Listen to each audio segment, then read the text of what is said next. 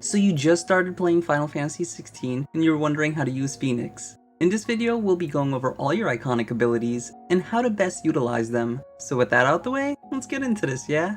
The main reason you use Phoenix is for its iconic feat, Phoenix Shift. This acts as a gap closer from you to your enemies so you can get into the fray quicker. You can use this on the ground or mid-air enemies. Once upgraded, you'll be able to close the distance with enemies further away. Moving on to your iconic abilities. Rising Flames is up first. This is an uppercut that'll launch small enemies into the air. Unlike your other iconic abilities, this has a very fast execution and no end lag, so you could dodge or attack right away. After upgrading Rising Flames, it'll have follow-up attacks that'll increase your damage output. Next up is Scarlet Cyclone. This is an AoE attack around Clive's hitbox that pushes enemies away. This is really nice in giving you breathing room when you're surrounded by multiple enemies. Here's something I wish I knew. I'll first show you the normal cooldown of Scarlet Cyclone sped up for the sake of time.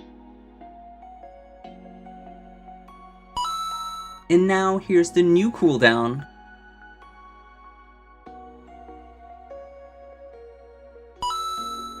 How's that possible, you may ask? Well, if you were supposed to get knocked back by an attack, you cancel the knockback, do more damage, and you reduce the cooldown by 20 seconds! Isn't that insane?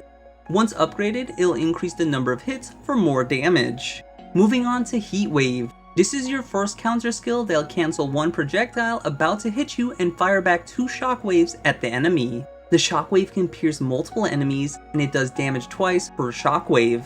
On top of all of this, there seems to be a mistranslation, or my interpretation of the skill was wrong. The in-game tooltip says it'll reduce the cooldown by 33%, but in actual usage, it's a 66% cooldown reduction. That means it'll take this skill from 25 seconds down to 8 seconds, allowing you to use it even more, just like Scarlet Cyclone.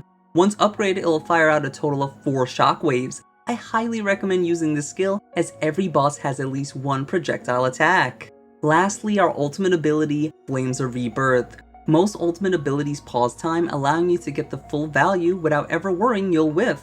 Flames of Rebirth does good AoE damage and it'll heal you. This utility is very valuable when you're learning a new enemy's attack pattern or move pool. The only downside is it has a long cooldown, so don't rely on this too much. Once upgraded, you'll have a second attack. Hopefully this video helped you understand how to use Phoenix efficiently, and if you enjoyed this video, consider checking out the one on screen. Until the next video, I'll see ya.